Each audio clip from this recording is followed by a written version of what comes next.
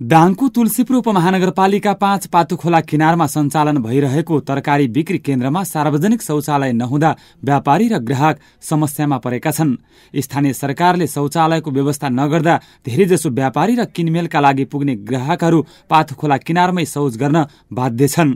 स्थानीय सरकारले सार्वजनिक शौचालयको व्यवस्था नगर्दा खोला किनारमै शौच गर्नु परेको व्यापारी कल्पना ओली राउतले बताउनुभयो। खोलामा त्यहाँ तरकारी बेच्न बिहान 3 बजीतिर आउनुपर्छ। अनि यहाँ आउँदा तपाईँको पानी पर्याएर उत्तिने ठाउँ पनि छैन। अनि यहाँ अब टोयलेट लाग्दा टोयलेटहरू पनि छैन, समस्या छ। धुलो धुवा गाडीहरू हिँड्छन्, टोयलेटको व्यवस्था हुनु पर्यो। अब हामीहरूलाई तरकारी बेच्ने एउटा पानी पर्याएर उत्तिने एउटा टहरा जस्तो। खोला किनारमा बसेर तरकारी बिक्री गर्न निकै समस्या रहेको अर्का व्यापारी प्रकाश खरेलले बताउनुभयो। उहाँले खोलाको नजिक भएकाले फोहोर धेरै हुने गरेको बताउनुभयो। पालिकाले फोहोर उचित व्यवस्थापन गर्न नसक्दा आफूहरू फोहोरमै तरकारी बेच्न बाध्य परेको गुनासो गर्नुभयो। यस्तै उहाँले व्यापारीको लागि थप ठहराको व्यवस्थापन भएमा सहज हुने बताउनुभयो।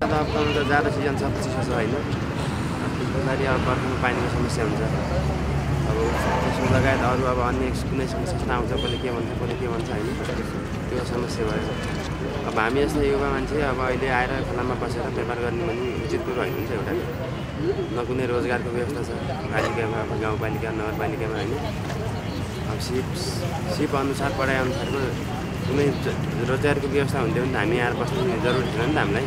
यसैबीच घरेलु उद्योग महासंघ तुलसीपुरले सो क्षेत्रमा सार्वजनिक शौचालय र थप टहरा निर्माण गर्ने घोषणा गरेको छ। स्थानीय सरकारसँग समन्वय गरेर शौचालय र आवश्यक थप टहरा निर्माण गर्ने संघका अध्यक्ष लालबहादुर केसीले जानकारी दिनुभयो। आज सोमबार संघका अध्यक्ष केसी सहित महासचिव भद्रबहादुर ओली, अन्य पदाधिकारी, नेपाल पत्रकार महासंघ दाङ शाखाका उपाध्यक्ष उपेन्द्र बस्नेत सहित पुगेको टोलीले त्यहाँको समस्याबारे व्यापारीहरूसँग जानकारी लिएको थियो। व्यापारीहरूले सार्वजनिक शौचालय र थप टहराको समस्या रहेको बताएका थिए। व्यापारीहरूको समस्या सुनेपछि संघका अध्यक्ष केसीले आगामी पुस 4 गतेदेखि तुलसीपुरमा सञ्चालन हुन लागेको प्रथम तुलसीपुर महोत्सवबाट सङ्कलित केही रकमले सार्वजनिक शौचालय र थप टहरा निर्माण गर्ने प्रतिबद्धता जनाउनु भएको थियो। हामीले तुलसीपुर महोत्सव सञ्चालन गर्दा नेपाल घरेलु तथा साना उद्योग महासंघले विशेष गरी यहाँका कृषकहरू, यहाँका स्थानीय उत्पादकहरूका विषयमा हकहितका विषयहरूमा काम गर्ने, यहाँ कृषि पर्यटन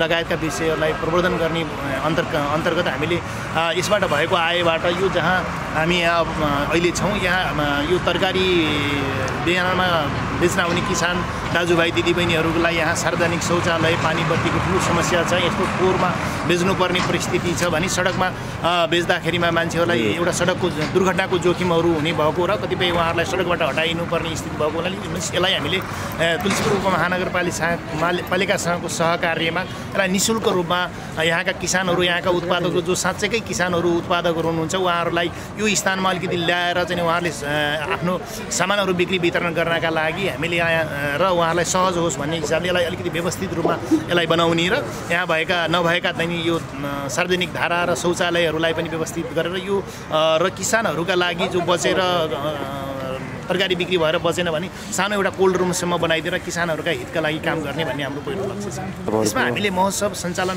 भइसके पश्चात महोत्सवबाट भएको आयबाट यसमा हामीले केही कन्ट्रिब्युट गर्छौँ र तुलसीपुर उपमहानगरपालिकासँग पनि यो विषयमा हामीले उहाँहरूसँग पनि प्रस्ताव राखेका छौँ र उहाँहरूले पनि यहाँका किसानहरूका हितका लागि यो कुराहरू गर्न सकिन्छ। यसलाई व्यवस्थित गर्ने कुरामा एउटा सरकार साझेदारी पब्लिक प्राइभेट पार्टनरसिप मोडलबाट यसलाई राम्रो व्यवस्थित गर्न सकिन्छ भन्ने मोडल कुरामा उहाँहरूले हामीलाई आश्वासन दिनुभएको छ। त्यो किसिमको सहमति भएको छ। हामी त्यसरी काम गर्ने योजना छ।